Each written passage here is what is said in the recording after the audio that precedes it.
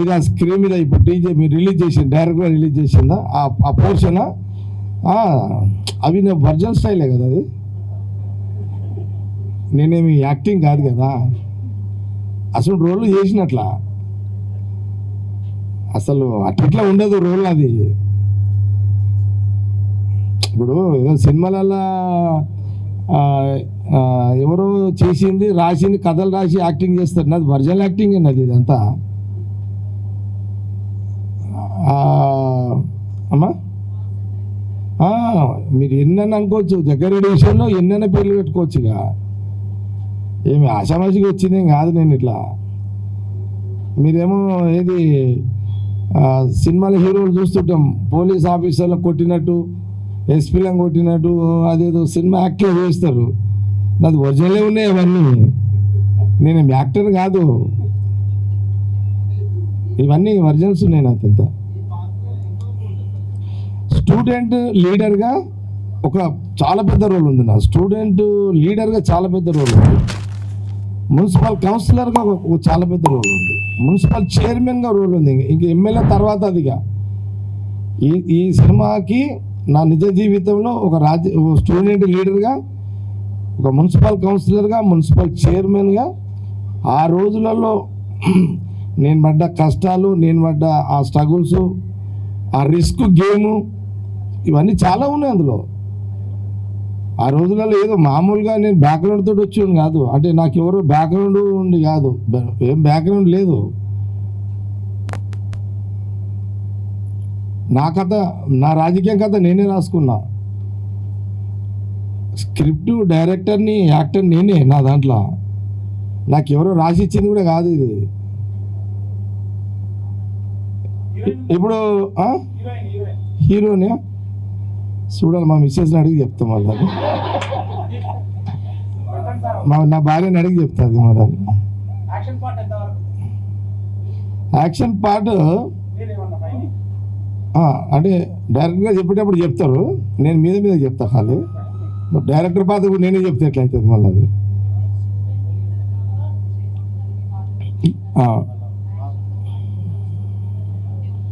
వారు డైరెక్టర్ గారు రామంజన్ గారు ఏమన్నారంటే, నాకు వారు చెప్పారు ఓ మాట, ఏమన్నారంటే,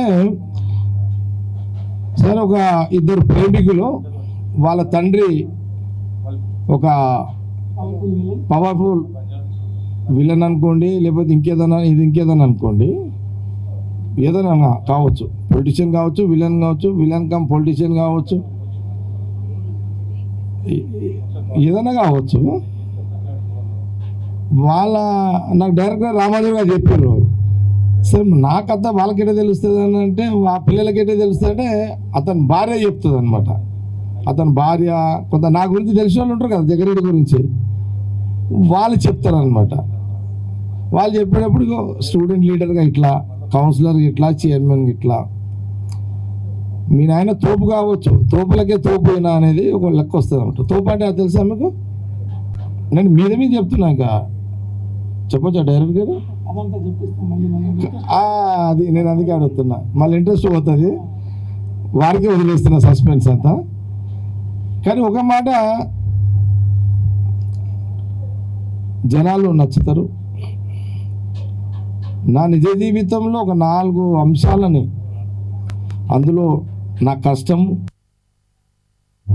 నా ఆవేదన, నా ప్రయత్నాలు, కుట్రలు, నా మీద జరిగిన కుట్రలు, కుతంత్రాలు,